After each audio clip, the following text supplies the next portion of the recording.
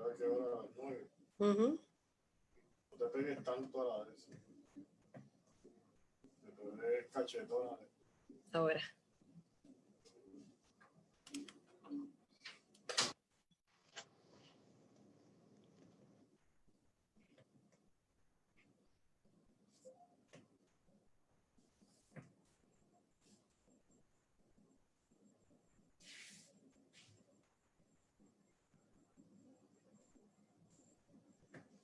Aquí estoy. Ya estamos, sí. Bueno, pues buenas noches a todas, a todos y a todes. Hoy tenemos tremenda invitada. Acá tras bastidores hemos hablado muchísimo. No sé si una hora nos va a dar tiempo. Le voy a dar la bienvenida a mi amiga Carmen Warren. Ella viene hoy como activista. Ella es parte del Comité Timón de Madres y Padres de los Niños de Educación Especial, del pleito de clase. Así que, como siempre les recuerdo, las personas que nosotros tenemos en nuestros live no están aquí como partidarias de mi persona como candidata ni del movimiento, sino que vienen a ofrecernos su conocimiento sobre los temas que vamos a discutir. ¿Por qué estamos discutiendo estos temas? Bueno, porque la política pública no se puede crear en el abstracto. Y muchas veces dentro de nuestros gobiernos hemos visto que se tocan unos temas sobre la nada. Y lamentablemente la política pública entonces que se desarrolla a partir de eso, pues no es la que debería darse y no rinde ningún fruto. Y no podemos seguir dando palos a ciegas, porque aquí, ¿verdad? La información, la evidencia existe. Por otro lado, tenemos que educar a la gente. Sin educación, la persona no se libera, no puede desarrollarse, no puede progresar. Si queremos un mejor país, la educación es la clave para desarrollar un mejor país y para todos sus ciudadanos, ¿verdad? También queremos visibilizar todos los grupos, porque nosotros, en la política, el gobierno no gobierna para un grupo selecto, gobierna para un país. Y el país, ¿verdad? Lo conforman muchos sectores que muchas veces tenemos muchos de ellos marginados. Y eso no puede ocurrir si queremos desarrollar el país. Así que hoy vamos a estar hablando de diversidad funcional. Y yo quisiera empezar quizás dándole una definición de qué es diversidad funcional.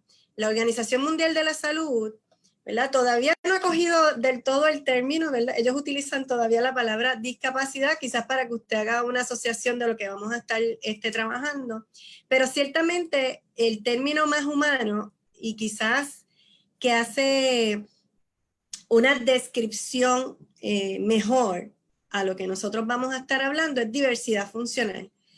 Porque si lo dividimos en las dos palabras, tenemos la palabra diversidad, que es bien importante porque los seres humanos no somos iguales, somos distintos. Lo normal es ser diferente. Así que somos diversos, de muchas formas, de muchas formas.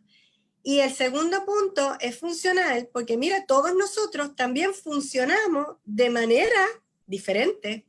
Y si acogemos esos dos términos de la forma que yo le estoy explicando, pues mire, yo puedo entender, aceptar e incluir en mi vida, en mi sociedad y en mi país, personas que no piensen como yo, que no funcionan como yo, que no actúan como yo, pero le tengo que validar sus derechos, tengo que aceptarlos en la comunidad. Y esa parte es buena, ¿verdad? Porque entonces aplica a que nosotros podamos entender que la sociedad se hizo para todos. Y eso sí es inclusión, ¿verdad? Porque es para todos, en su diversidad, no desde la normalización mía, es en su diversidad. Bueno, pues hoy nos vamos, este tema es bien amplio. Carmen está aquí porque Carmen trabaja más el área de, ¿verdad? De nuestra niñez, el Departamento de Educación, ahorita hablé de ella por el pleito de clase de educación especial, así que lo vamos a tocar como parte 1, que sería hoy, esa parte, pero lo que le quiero decir es que el tema es bien amplio porque las personas con diversidad funcional no dejan de tener diversidad funcional cuando terminan la escuela, ¿verdad? Así que, correcto, como trasciende, pues tenemos que tener un tema 2 para entonces trabajar eso. Pero yo quiero que ella hoy aproveche, ¿verdad? Aprovechemos este tiempo para que ella nos pueda discutir, primero comenzando, ¿qué es el comité timón? ¿Por qué tenemos un comité timón y qué es? Segundo, que nos hable sobre los niños con diversidad funcional y cuáles son las necesidades que tienen estos niños. Yo de vez en cuando voy a meter la cuchara por el lado especialista, por el lado de acá, pero obviamente necesitamos que ella nos explique esos puntos que son tan importantes para saber dónde estamos parados y hacia dónde nos tenemos que dirigir. Pues bueno, muy buenas noches a todos y a todas y todes. Como dice Alice, va a ser un poquito complicada la noche porque vamos a estar aprendiendo todos juntos cómo atender esta realidad que vivimos en nuestro país y que también es a nivel mundial, ¿verdad? Porque donde quiera hay personas con alguna discapacidad. En el 1980, una mujer junto a otros 7 padres y madres demandaron al Departamento de Educación por no recibir sus hijos e hijas que estaban registrados en el programa de educación especial los servicios adecuados, servicios educativos adecuados. Así que con servicios legales de Puerto Rico de la mano, demandaron al Departamento de Educación. Esa mujer que tiene el nombre de este pleito se llama Rosalidia Vélez.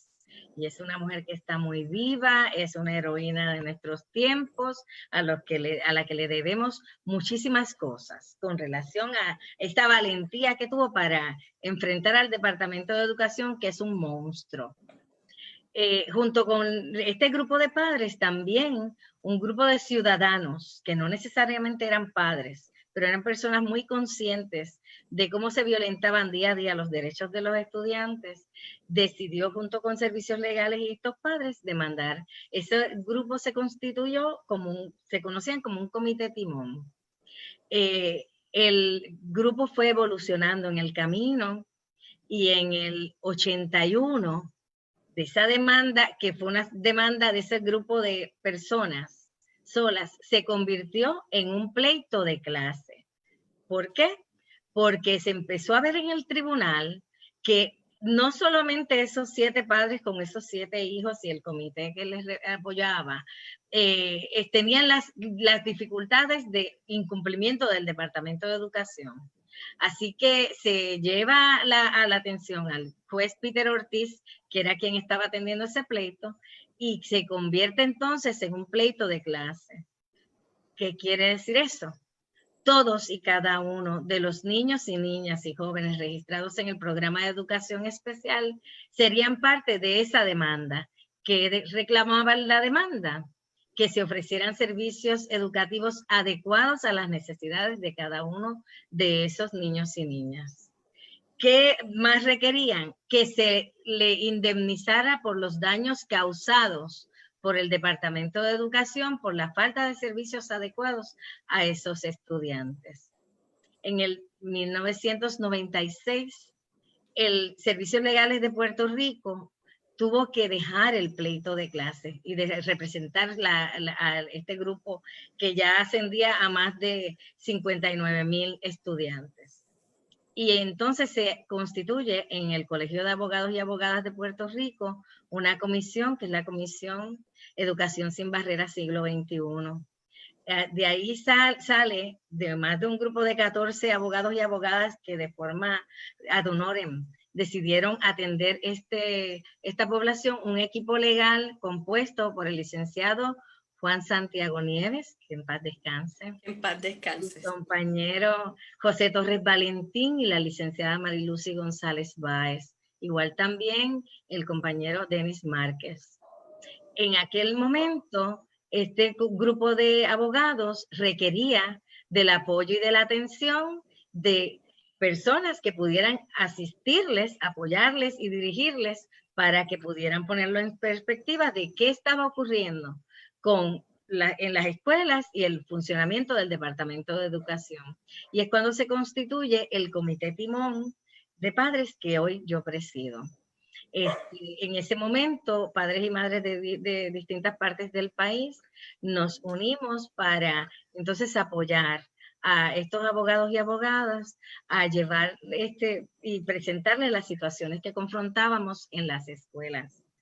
El Departamento de Educación tiene un registro que es continuo y consistentemente entran niños y niñas al programa, en el registro, y también salen, egresan cuando llegan a los 22 años de edad o cuando ya terminan el proceso de servicios que el departamento tiene una obligación. ¿De cuántos niños estamos hablando hoy en día? Bueno, hoy día el propio Departamento de Educación indica que hay 113,000 estudiantes en más de 13 categorías que son las consideradas por el Departamento de Educación como estudiantes elegibles para el programa. Son categorías básicamente como síndrome Down, autismo, problemas del habla, sordos, ciegos, impedimentos múltiples, estudiantes con condiciones de salud, que es donde encajan los estudiantes con deficiencias atencionales, que es donde los posicionan, estudiantes con problemas específicos de aprendizaje, que esas dos categorías son donde más estudiantes nosotros tenemos. También tenemos otros estudiantes con problemas de salud, como los que tienen diabetes, hipertensión, problemas de tiroides y también obesidad y otras condiciones de salud que impiden y limitan al estudiante a poder recibir un servicio adecuado y poder llegar hasta la escuela o recibir un servicio, ya sea en la escuela o en el hogar, si así lo requiriera. Esas son básicamente las categorías principales que tenemos en el programa de educación especial y, como explicaba, pues impactando hoy 113,000 que alega el Departamento de Educación que hay. Y lo digo de esta manera porque hace unos años atrás, poco antes de María, ya habían cerca de 180,000 estudiantes. Sí, por eso te pregunto.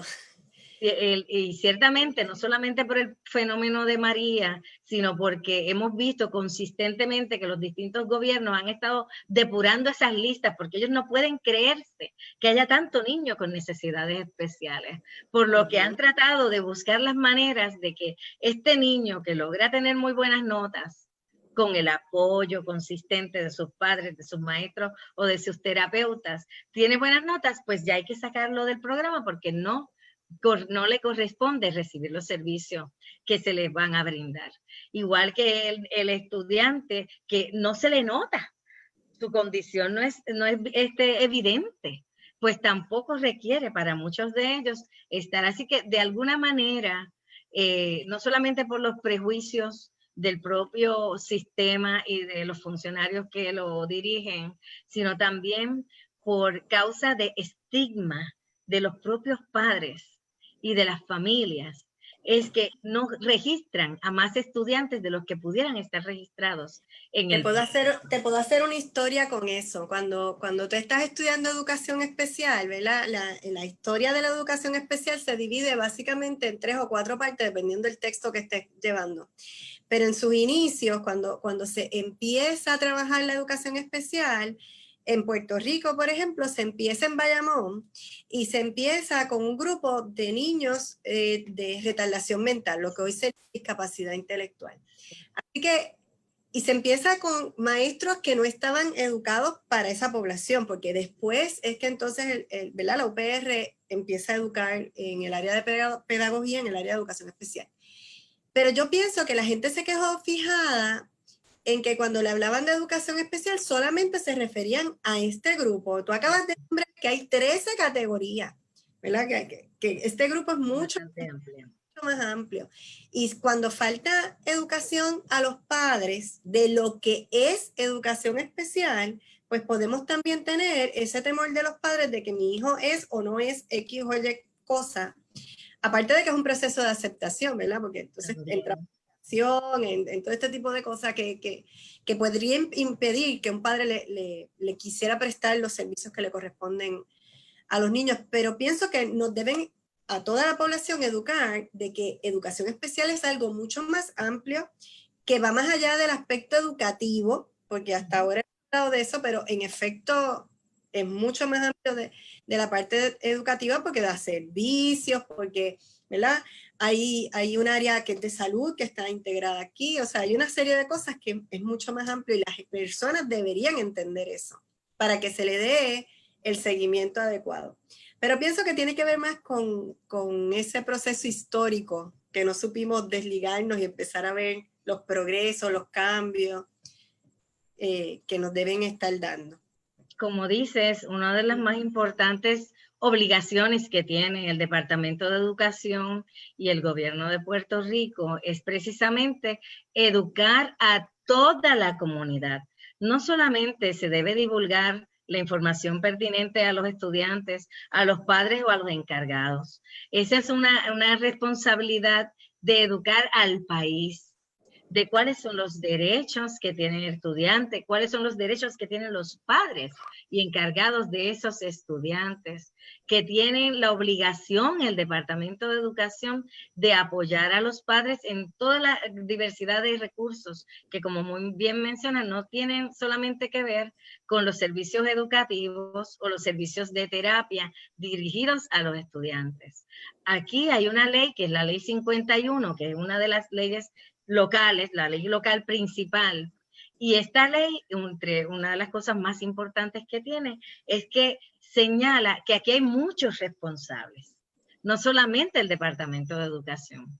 Aquí hay una responsabilidad muy grande de otras agencias que es indelegable, la responsabilidad que tienen, porque el servicio tiene que ser un holístico, no solamente el educativo, sino el de facilitar el que todos los demás servicios inherentes a la educación lo puedan acceder las familias. Estoy hablando de la obligación que tiene el Departamento de la Familia de apoyar los recursos necesarios para que los estudiantes, no importa su discapacidad, puedan recibir los servicios que necesitan.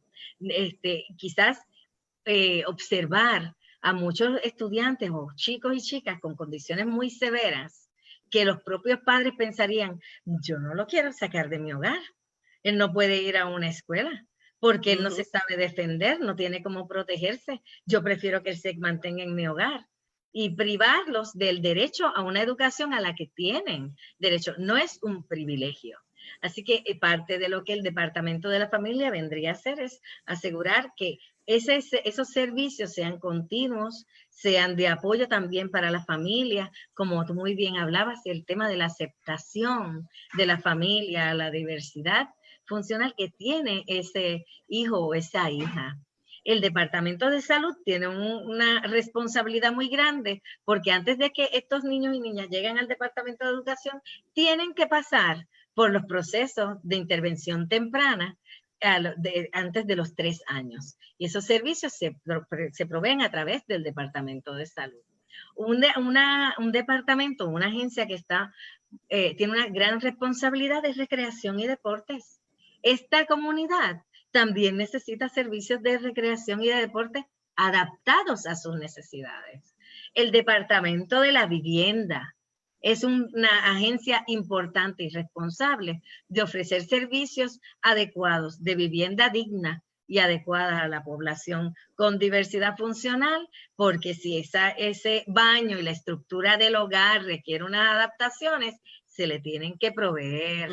Si requiere un ascensor o una rampa o cualquier equipo, del costo que sea, no se impresionen, del costo que sea, se le tiene que proveer a la familia. Así que hay otra serie de agencias que tienen responsabilidad de rehabilitación vocacional y el Departamento del Trabajo para asegurar que estas personas, una vez alcancen la posibilidad de ser empleados, puedan conseguir un empleo digno y sin discrimen. La Policía de Puerto Rico, Alice, también es una de estas agencias importantes que está vinculada a los servicios educativos. Muy triste ver que esa misma policía desconoce los derechos que tienen muchos de estos menores que quizás incumplen con alguna ley por su discapacidad. Y nosotros hemos visto cómo se los han llevado arrestados con esposas, niños presos, jóvenes que son utilizados por el bajo mundo para hacer fechorías y los utilizan de mula.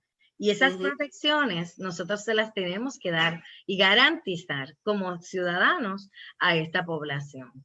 Así que el asunto de la educación y las obligaciones que se tienen con la educación y los servicios de terapia que van a requerir y de evaluaciones que van a requerir muchos de estos estudiantes para poder preparar un programa educativo individualizado, que es lo que se llama el PEI. El programa educativo individualizado es la receta única de este niño o esta niña que ha sido registrada en el programa y que se tiene que diseñar basada en las fortalezas, sus debilidades, en unos objetivos y metas que se alcanzarán en un tiempo determinado y que se van a ir revisando consistentemente. Esa sencillez, que ese programa educativo es una de las primeras cosas que el Departamento de Educación violentó y provocó que se hiciera esta demanda.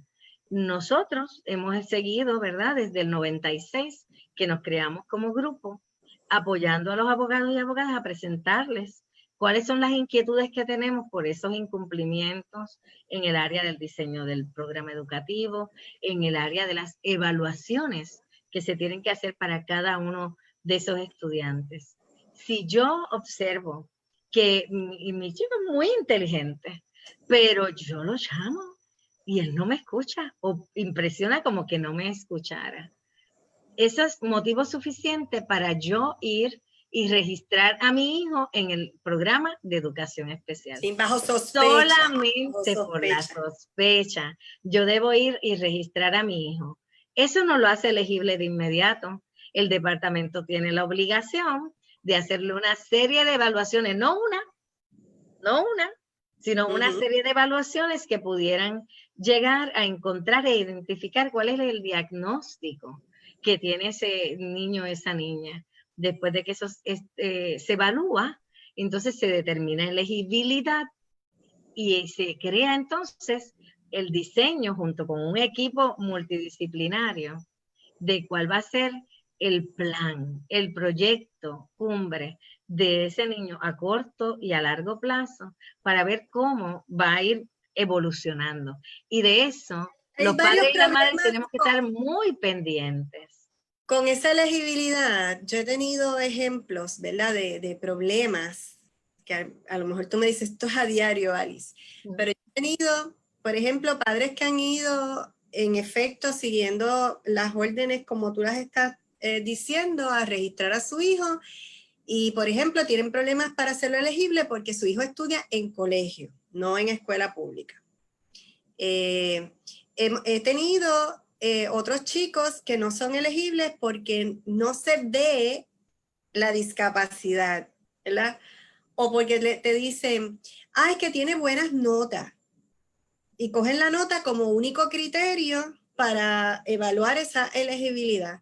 Y quizás tendríamos que aclarar eso, porque yo creo que hay algo ahí de mala información o de discrimen en cuanto a este tipo de asunto cuando van a hacerlo elegible o no. Ciertamente, como mencioné, solamente por la sospecha de que tiene un impedimento, una limitación o unas dificultades para aprender, es suficiente para llevarlo a registrar.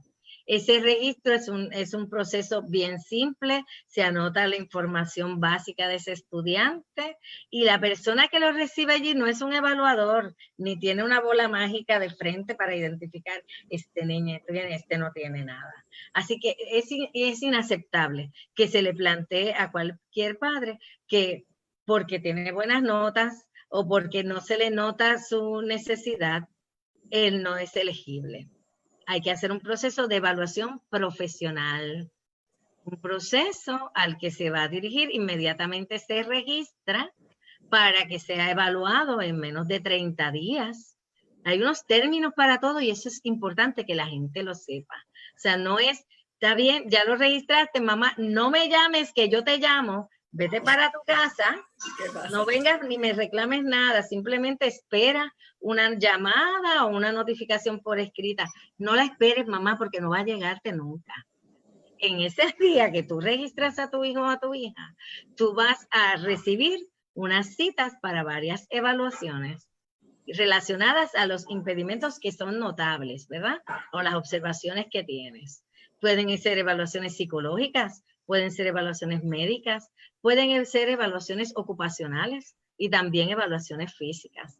Hay una serie de evaluaciones que, de acuerdo al impedimento que presente, se van a estar haciendo. Luego de que se realizan esas evaluaciones, que se van a hacer de forma individualizada. Y yo te digo, individualizada, porque es que hemos sabido de gente que es capaz de hacer evaluaciones de 2 y 3 personas a la vez. Eso es ilegal. Sí, ahí te voy a decir más, ¿verdad? Y te hablo en este caso desde el área de la psicología, ¿verdad? Pero nosotros éticamente necesitamos, el padre tiene derecho a dialogar directamente con nosotros y hay que entrevistarlo porque obviamente nosotros no conocemos a este niño. Alguien tiene que traernos, ¿verdad? Hablarnos de ese niño, conocer ese historial de desarrollo. Hay unas autorizaciones envueltas porque es un menor. Tú no puedes, ¿verdad?, coger un niño y evaluarlo porque llegó un papel de otro lado, porque aún con la orden del departamento, este papá y esta mamá tiene derecho a autorizar, a decidir si quieres que tú lo evalúes o no, porque a lo mejor También. que tú no, ¿verdad? Pues entonces tú no puedes evaluarlo, tendríamos que buscar otra persona. Tenemos que seleccionar la mejor batería de pruebas que esté dirigida a la sospecha que tenemos, ¿verdad? Esta hipótesis de lo que puede tener este menor. Así que tenemos que saber seleccionar adecuadamente las pruebas. Tampoco es que a todo el mundo se le va a dar las mismas pruebas, porque no, volvemos como al tema de ahorita, esto no es general, esto es individual. Y tiene derecho también el papá de conocer de la boca del especialista los hallazgos, ¿verdad? Los resultados, las recomendaciones, para que sepa y se empodere y ya vayamos caminando por buen camino de lo que tenemos que hacer. Entonces, no sé, que a veces como que parte de estas cosas no se dan y como dices, no hay esas evaluaciones en grupo, esa serie de cosas, pues realmente no son los procesos más adecuados si nosotros queremos hacer una buena evaluación comprensiva de lo que a un sujeto le ocurre, ¿verdad? Que es lo que estamos buscando. Aparte de que está en nuestras manos esta persona, o sea, el futuro de esta persona, lo que va a recibir. Si yo hago un mal diagnóstico, esa persona recibe un mal tratamiento. Así que es mi responsabilidad hacer el trabajo correctamente para que lo que se encuentre, si es que se encuentra, porque hay gente que sale muy bien, bueno, pues si sale muy bien, bien, ¿qué se va a hacer? ¿Cuál es el tratamiento adecuado? ¿Qué otros especialistas tiene que ver? Porque yo no tengo la sartén cogida por el mango, ¿verdad? Esto conlleva que muchos profesionales posiblemente tengan que evaluar, que dar tratamiento, que dar seguimiento, y también tenemos que reconocer eso. Por eso ahorita tú dijiste bien que el Departamento de Educación no iba a hacer una sola evaluación y con esa era que iba a ser elegible a este estudiante. Y hay que tener ojo con eso porque yo sé de psicología, pero no sé de patología del habla. No soy terapeuta ocupacional, ni terapista físico, ni nada por el estilo. Así que hay otros profesionales que, si en efecto se demuestra que hay una necesidad en esa área, deben hacer igual una evaluación comprensiva del sujeto para llegar al mejor diagnóstico, al mejor tratamiento y para que esa información sea utilizable en ese país. Correcto. Quiero la parte educativa. Sí, abundando en lo que planteas, el padre no solamente va a dar la autorización para que sea evaluado. El padre y la madre, a la hora de la discusión, como muy bien estás diciendo, puede pensar que esa no es correcto y puede rechazar esa evaluación, aunque él no sea el psicólogo o no sea el patólogo o no sea el especialista. Puede rechazar la evaluación si considera que esa evaluación no se hizo en un tiempo justo, si considera que esa evaluación no se hizo en el mejor momento del estudiante. Probablemente se programó para que esa evaluación se hiciera el martes a las 9 de la mañana, pero ese día ese chico, esa chica no se levantó de humor tuvo una O a situación... mitad de la pandemia, ¿verdad? Que tampoco, nadie está como que de muy buen humor para hacer evaluación. Así que hay muchas cosas que hay que considerar a la hora de discutir y resolver si acepto o no acepto esas evaluaciones, y los padres y las madres, los encargados, deben conocer que ellos tienen el derecho y el deber de, si no están de acuerdo con algo, discutirlo. Si quieren y piensan que hay aspectos que se quedaron de compartir a la hora de hacer la evaluación, los puedan insertar en esa discusión para que se reconsidere la decisión que ha tomado ese especialista. Y una cosa que me parece muy importante es lo que planteaste ahorita con relación a no solamente a la vocación del especialista, sino al reto consistente que tienen los especialistas a seguir su ética profesional.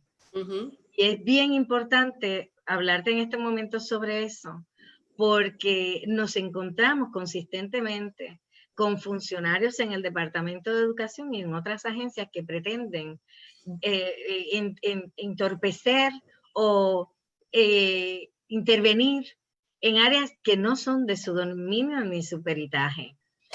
Como por ejemplo, retar o establecer que las recomendaciones que son dadas por ese especialista no son adecuadas. Digamos que un especialista, después de evaluar adecuadamente a este estudiante, recomienda que se le ofrezcan 3 veces en semana una terapia de forma individualizada a este estudiante, pero cuando se está discutiendo esta recomendación, pasa también en los planes médicos. Viene el funcionario y dice, no, nosotros no podemos darle 3 veces en semana a este estudiante 1 hora de forma individualizada, porque es que nosotros tenemos otros estudiantes más que también necesitan servicio y no tenemos los especialistas, así que tiene que ser grupal o tiene que ser por menos tiempo. Quizás 1 vez en semana yo creo que es suficiente. Mire, mamá, papá, y que me escucha, y usted ciudadano que está aprendiendo de lo que es educación especial, así no es. Hay unos profesionales que, utilizando los criterios profesionales, llegan a unas determinaciones y hacen unas recomendaciones para poder cubrir la necesidad del estudiante. Y de eso nos toca a nosotros, los padres y las madres, ser vigilantes. Igualmente. Dices algo que para mí es bien importante, porque tanto salud como educación en este país lo hemos tergiversado tanto que ya no es un derecho, sino que es un negocio. Y entonces este tipo de personas está salvaguardando un dinero que no se lo están sacando de su bolsillo, ¿verdad? Que está ahí para ser usado para los niños. Y en ese sentido, es como tú dices, tenemos que estar vigilantes a eso, porque no los fondos están, el especialista dio la recomendación y eso es lo que se tiene que hacer. El querer cambiar eso a quien único beneficia, en este caso sería educación, en el caso de los planes médicos, pues al plan, ¿verdad? Que abarata los costos con eso, pero no podemos seguir tolerando ese tipo de servicio que baja la calidad del servicio de la persona que lo tiene que recibir y pasa por encima del juicio profesional del especialista. Y entonces a la larga tenemos un problema todavía más complicado. Y quisiera hablar algo de los especialistas, desde el lado de los especialistas, ¿verdad? Porque a veces no conocemos todo lo que tienen que pasar, igual que todo pasan los maestros muchas veces, para poder dar los servicios. Muchos de los especialistas en el Departamento de Educación están contratados por corporaciones que tienen ¿verdad? Unas reglas que son acuerdos que llegaron con el Departamento de Educación, pero posiblemente no tienen todos los recursos. El sitio que le dan para dar las terapias en la escuela no es el adecuado. No se le notifican a veces ni cuando hay clase o no, ¿verdad? O surgen unos cambios que no se dan.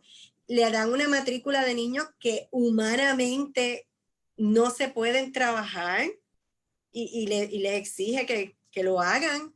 Y obviamente, y si hablamos del pago, pues miren, esto dice Detente ahí, porque están mal pagos y tardíamente pagos. O sea, no es solamente que no está bien pago, sino que le pagan tarde y todos nosotros, ¿verdad?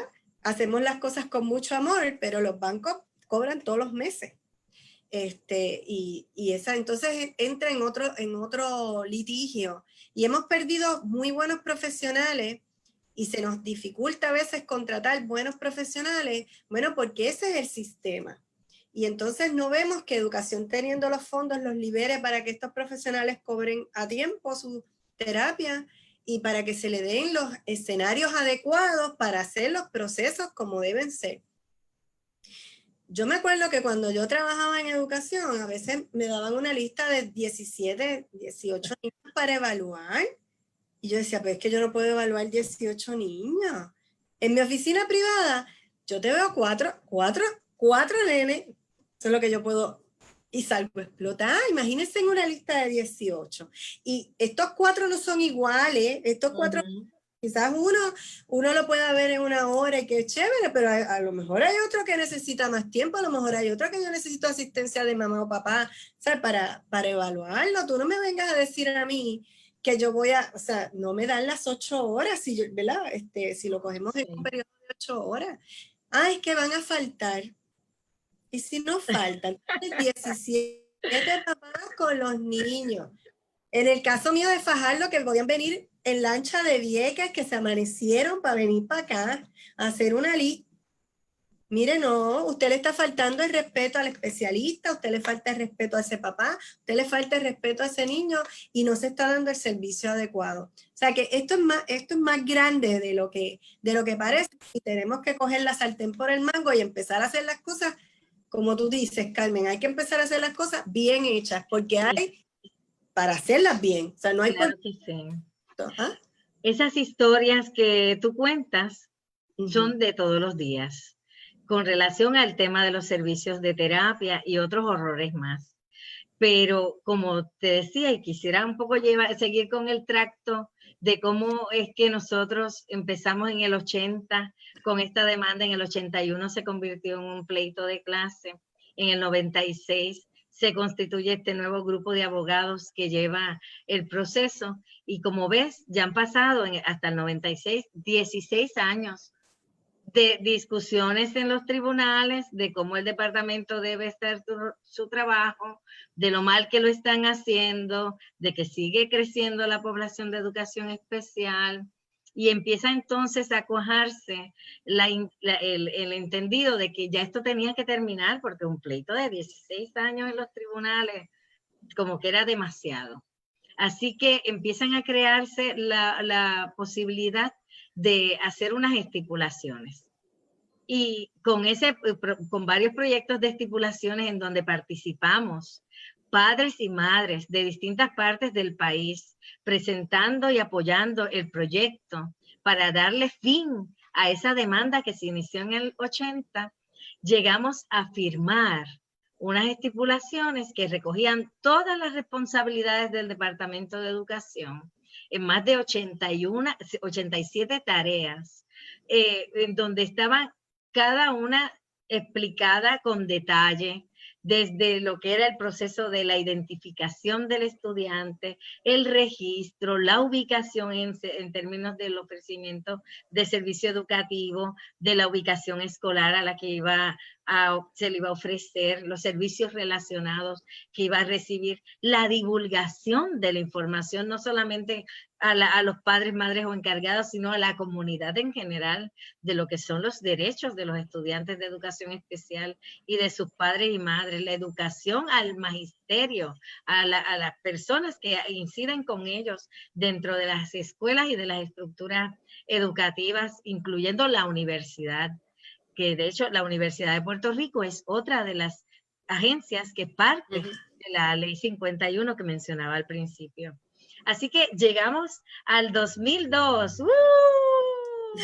La firma de las estipulaciones en el pleito de clase, mucha emoción, una sala del tribunal llena, atestada. Quien dirigía esa sala era la jueza Sonia Vélez, que fue administradora de los tribunales, y también que ahora es una jueza retirada. Y junto al doctor César Rey se firmaron estas estipulaciones y se dio un discurso de que garantía de un cumplimiento fiel a todas esas estipulaciones. Bueno, esa garantía duró 3 meses. El incumplimiento siguió. Así que se le impusieron unas multas de $1,000 diarios al departamento por incumplir con la primera estipulación, que era empezar a evaluar todos los expedientes de todos los estudiantes. Eso no pasó. Pagaron $180,000 de multa por 3 meses. Y entonces llega el tiempo en que se sigue el incumplimiento, se atiende el asunto relacionado también a la indemnización. ¿Recuerdas que al principio te dije que esos padres habían reclamado indemnización por los daños causados? Pues se lleva al apelativo, porque la jueza en aquel momento entendía que no se debía llevar ahí, que todos los padres tenían que buscarse abogados o abogadas que los pudieran representar para que llevaran sus casos de forma individual. Y el apelativo decidió que se iba a mantener en el pleito de clase y que se iba a resolver eso dentro del proceso del pleito de clase. Eso pasó para el 2005. En el 2006 seguían los atropellos y abusos del Departamento de Educación en su incumplimiento.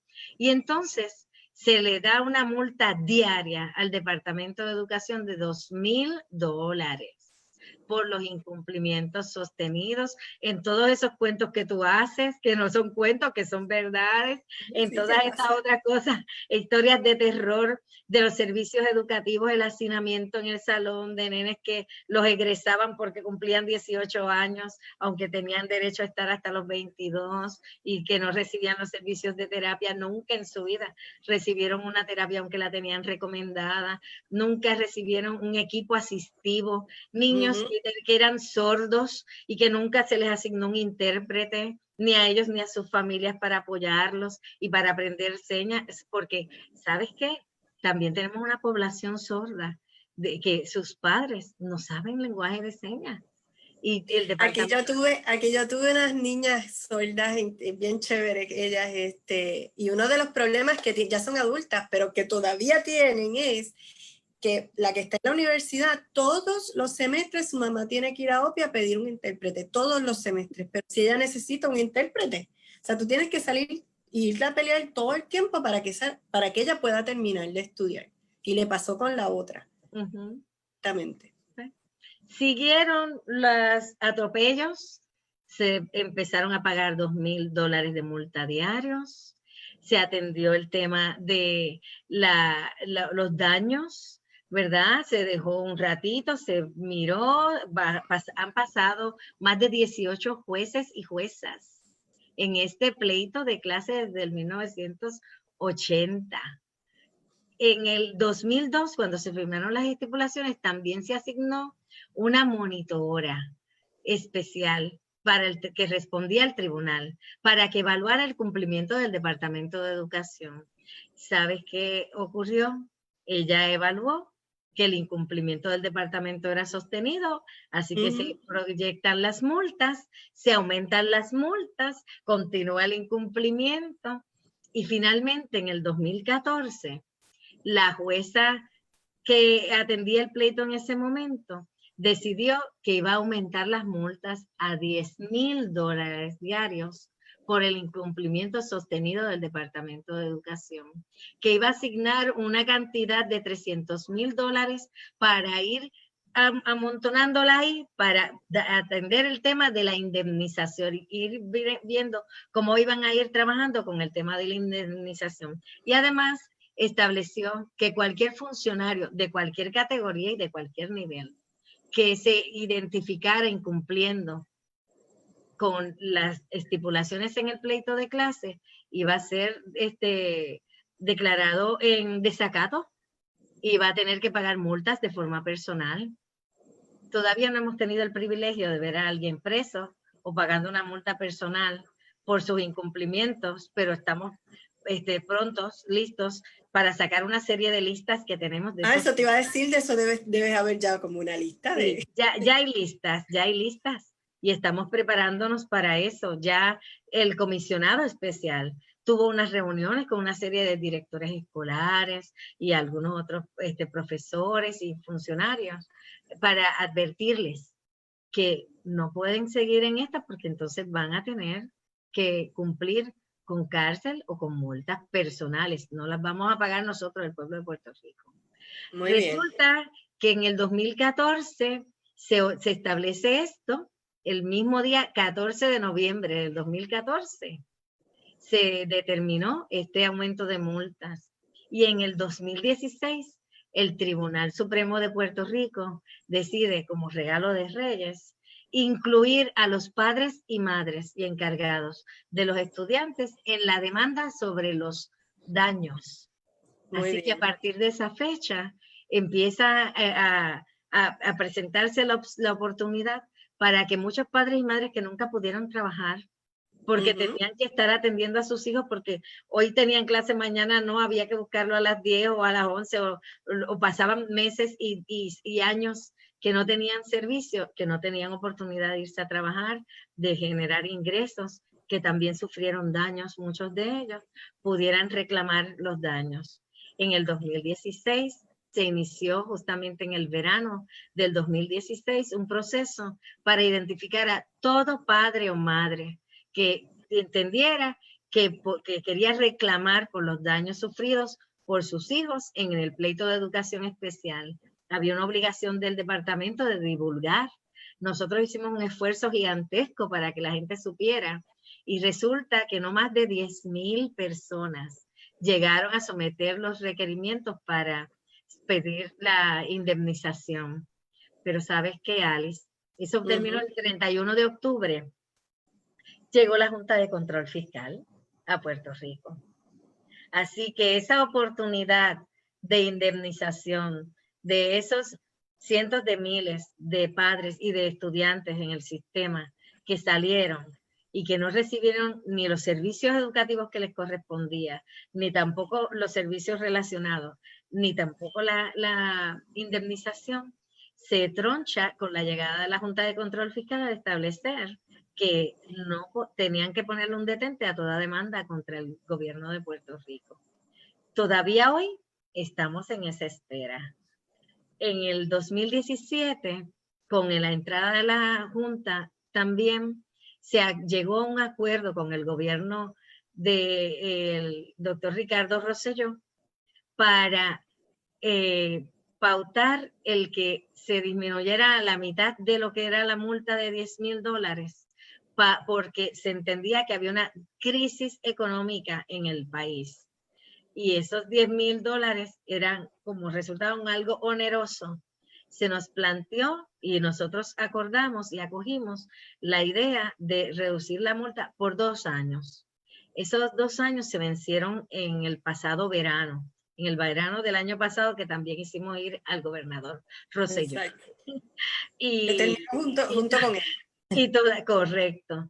Todavía esa multa no se ha restablecido a los $10,000 diarios. El Departamento de Educación sigue en una monitoría, ya hay otra monitora en el pleito de clase y sigue consistentemente por debajo de la puntuación mínima requerida para eliminarle las multas, aunque ellos siempre han tenido y han pedido oportunidad para que se les cese de cobrar multas porque ellos juran que ellos cumplen perfectamente bien con la...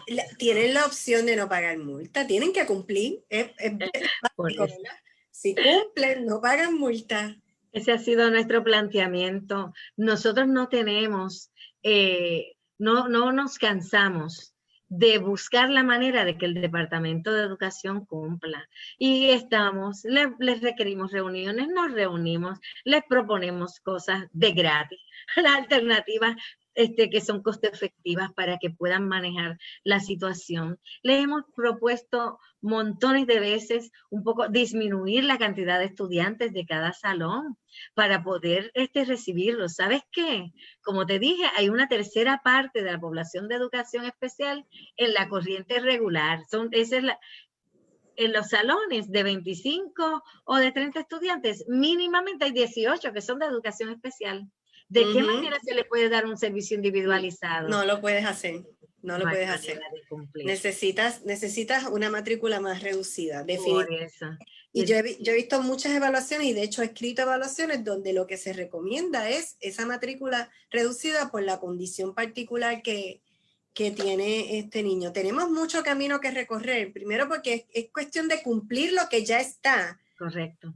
Que tenemos que ser vigilantes a que en efecto el gobierno, el que venga, haga cumplir con lo que ya está, ¿verdad? Para que puedan decir que no tienen que pagar las multas, porque estoy haciendo lo que me corresponde hacer. Pero hay que mirar, yo pienso que hay que repensar el sistema completo de educación, porque aquí hablaron de que colapsó salud. Yo pienso que colapsó salud y hace rato colapsó educación. Sí. Tendríamos como que, como pueblo, repensarlo, ver cómo nosotros ofrecemos esa calidad educativa que todas las personas tienen derecho a recibir. Yo sé que tú tienes otro tema por ahí que hemos estado trabajando, el de los comedores escolares. Sí, mira, Alice, yo quería apuntar con relación a esto último que estuviste diciendo, que hay una manera en que nosotros como país vamos a también lograr apoyar al Departamento de Educación a cumplir. Y es en la medida en que nosotros nos vinculamos. Padres y madres tenemos la obligación de vincularnos a cada una de las cosas que se trabajan con nuestros niños y nuestras niñas. ¿Por qué? Porque esos servicios hay una obligación constitucional hasta los 22 años en el caso de los estudiantes de educación especial. Después de ahí, después que ellos salen, no pasa nada más. Los chicos y las chicas se quedan mirando la televisión y las paredes hasta que lleguen a la edad de la ancianidad, a los 60 años. Eso no es tan anciana, pero hasta los 60 años para poder recibir algún tipo de otro servicio, porque el departamento y el Estado, el gobierno, nunca ha preparado nada para atender las necesidades de esa población mayor de 18 años y de 22. Que también hay que mirar cuáles son sus necesidades. Hay que atenderlo urgentemente. Pero mi propuesta para atender lo que todavía están en el sistema es que tenemos que vincularnos. Esas terapias no se puede dar el estudiante solo por allá con el terapeuta. Los padres tenemos que participar, el maestro y la maestra tiene que participar, el asistente, todas las personas que están vinculadas con ese estudiante, porque esa terapia, ese refuerzo, ese apoyo, tanto en la parte educativa como en la terapia, nosotros le tenemos que darle seguimiento en el hogar. Y es la forma en que también vamos a hacer inclusiva la participación de nuestros niños y nuestras niñas en este proceso. Y te había pedido que me permitieras hablar un poco sobre lo que es el reclamo que hemos hecho muchas organizaciones junto con un grupo de valientes mujeres de varias barriadas y de residenciales públicos, apoyados por varios abogados y abogadas, en una demanda contra el gobierno, porque sabemos y reconocemos el hambre que se tiene en este momento de crisis con el COVID, en este momento de que estamos confinados a nuestros hogares. Y hemos reclamado el que se abran las cocinas de los comedores escolares muy bien localizados a lo largo y a lo ancho del país, para que las empleadas de comedores escolares, que son mujeres muy valiosas y con mucha sabiduría, que están muy bien entrenadas para confeccionar alimentos en grandes cantidades, que saben sobre inocuidad de los alimentos, que van inmaculadas y con unas destrezas especiales para trabajar y confeccionar alimentos, preparen esos alimentos para el país, para todo aquel que lo necesita, no solamente para menores, como se ha insistido en pensar por el Departamento de Educación. Aquí hay ancianos que están viviendo con hambre, niños, mujeres, niñas, todos los ciudadanos que en este momento están sin posibilidad de adquirir con dinero, ni siquiera, y aún con dinero. No, mira, y me consta, y he oído, ¿verdad?, de algunos ejecutivos del gobierno hablar de que aquí nadie se muere de hambre. Bueno, y y volvemos, está hablando desde su privilegio de que Correcto. en su casa hay comida, pero la realidad es que no, lo he visto. Y te estaba diciendo cuando me estabas trabajando eso, que esto, ¿verdad? Es un efecto dominó, porque si no abren los comedores y no se da comida, o sea, si no se reconoce el hambre, que es el punto 1. Exacto. ¿no? Y no se abren los comedores, pues por ende también tenemos el efecto de que los mercados agrícolas que se encargan también de suplir, ¿verdad?, alimentos a los comedores, se ven afectados y estamos viendo muchos agricultores que se les está perdiendo, ¿verdad? La cosecha que tiene. Y esto es tan, ¿verdad? Es por la negativa de abrir los comedores cuando ya hay hasta una orden judicial. Correcto. Esta orden obliga al gobierno de Puerto Rico a abrir los comedores. Ellos han utilizado toda clase de excusas que son inadmisibles. Han llevado a apelar la orden del juez Cuevas y entonces el tribunal apelativo no desestimó totalmente la petición de apelación que ellos hicieron, la van a ver, pero han pedido a las partes que presenten más evidencia, por lo que quería aprovechar este momento para pedirle a todas las personas que nos ven de los 78 municipios de este país que colaboren con nosotros enviando correos electrónicos a la siguiente dirección: abran los comedores ya @gmail.com. Abran los comedores ya @gmail.com. Y sean nuestros corresponsales y nuestros aliados para que nos notifiquen qué escuela de su pueblo abrió, quiénes están ofreciendo los servicios, quiénes no, en dónde hay hambre, gente que ustedes saben que no tienen acceso porque no tienen carro para ni siquiera llegar a buscar esos alimentos que se confeccionen. Invitamos a todos y a todas a que colaboren para que podamos identificar todas las áreas de necesidad y la podamos compartir.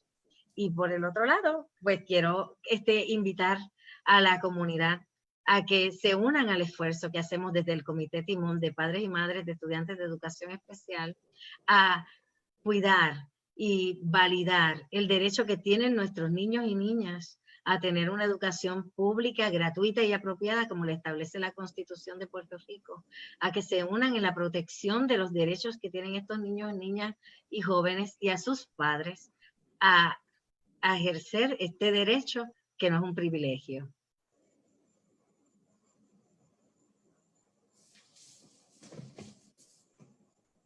Creo que están poniendo el correo electrónico para que las personas escriban a la dirección que diste. Ese es el correo, correcto. Bueno, yo tengo un compromiso increíble por múltiples razones con las personas con diversidad funcional, que no vamos a tocar aquí porque necesitaríamos más tiempo. Así que me voy a poner a tu disposición para lo que necesites desde el área de la psicología, ¿verdad? Como yo te pueda ayudar. En el área de política pública entiendo que lo principal es hacer valer lo que se supone que se esté haciendo, sería el número 1. Y como te estaba hablando ahorita de que en otros países tienen como terapista, ¿verdad?, primario de los niños a los padres, que tú muy bien lo hablaste cuando hablaste de vinculación, que me parece que también es importante porque no se puede dar en un vacío. Yo le doy terapia al niño, pero si no enseño a este padre cómo va a trabajar, ¿verdad?, con el problema de conducta, con el problema atencional, pues mira, ¿qué estoy haciendo? Porque en mi oficina, ¿verdad?, en ese espacio, pues se puede trabajar. ¿Cómo le digo a los maestros qué es lo que tienen, cómo deberían trabajar, qué es lo que podría pasar? También porque hablaste de niños que por sus condiciones, ¿verdad?, a veces tienen conductas que pueden evaluarse de manera incorrecta y es por desconocimiento también. Pero entonces ese tipo de información tiene que empezar a darse, a correr, a educar. Así que creo que parte de lo que tenemos que ir trabajando con esta población es eso, y sobre todo con la población en general, que aprendamos que vivimos en diversidad. Correcto. Tenemos que aceptar esa diversidad. Nada, Carmen, un abrazo. Sabes que esto tiene una segunda parte. Sí, yo acepto la invitación. Sí, sí. Tenemos una segunda parte para entonces ir tocando esto, pero ya con las personas adultas. Así que gracias. Gracias a Gracias ustedes. por estar aquí. Un abrazo.